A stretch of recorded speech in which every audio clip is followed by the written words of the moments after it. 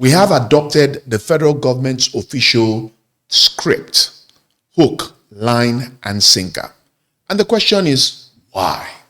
Because the government's narrative that the violence is complex and secular shields the security apparatus from accountability.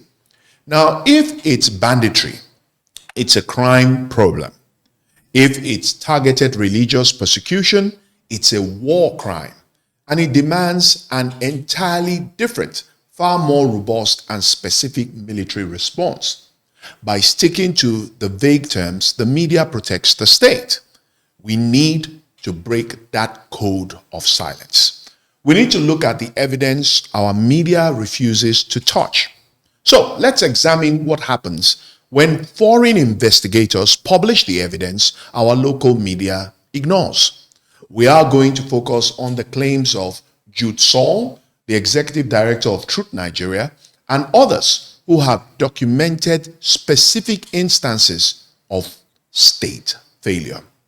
Let's listen to Jude Saul as he gives us what we could refer to as a case study for knowledge and inaction by all factors concerned as regards latest developments in Yelwata, the massacre that has gone silent. Cannot ignore the fact that there is Nigerian government complicity with these attacks. You saw some of our journalists in the documentary.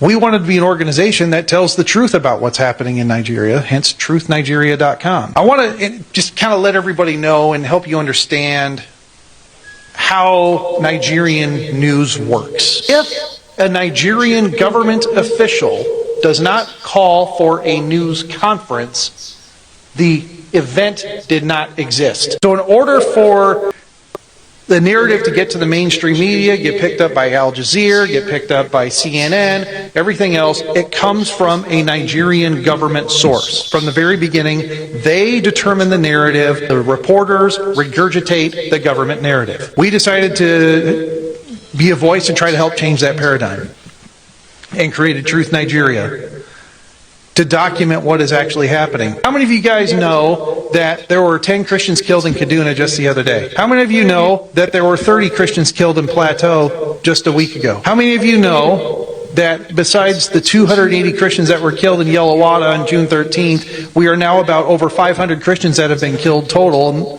since Yelwata? No one knows. The media is not reporting it. Well, that's why we formed Truth Nigeria, to talk about what is going on. But also, what we pointed out in the documentary that I'd like everybody to realize is that Truth Nigeria had information that the attack on Yelwata was going to occur 3 weeks before the attack happened. Now, when we get a terror alert, we find information, we know attacks are going to occur, our method is we issue a terror alert on our website, truthnigeria.com, but we also immediately call the local authorities. We notify the Nigerian military, the DSS, the Nigerian government to let them know this is what we found out, this is our intelligence. Now, a day before the attack, we got word that there's movement happening. They are mobilizing and they are coming for Yelwata. So the day before, our team notified the government, the local authorities, the army, the police, and said, hey, there's movement, they're coming, watch out. What happened? Absolutely nothing. The government stood by and did nothing.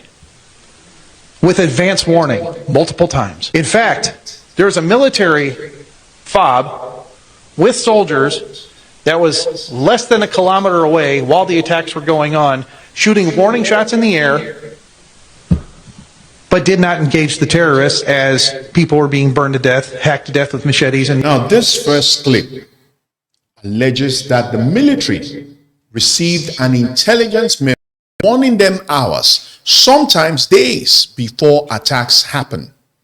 This is not guesswork. This is specific documentation that challenges the entire premise of the government's overwhelmed and surprise defense. Why is that information absent from our national news? Because the implication is devastating. It suggests that security agencies are not merely failing to protect citizens, they are potentially complicit through deliberate inaction.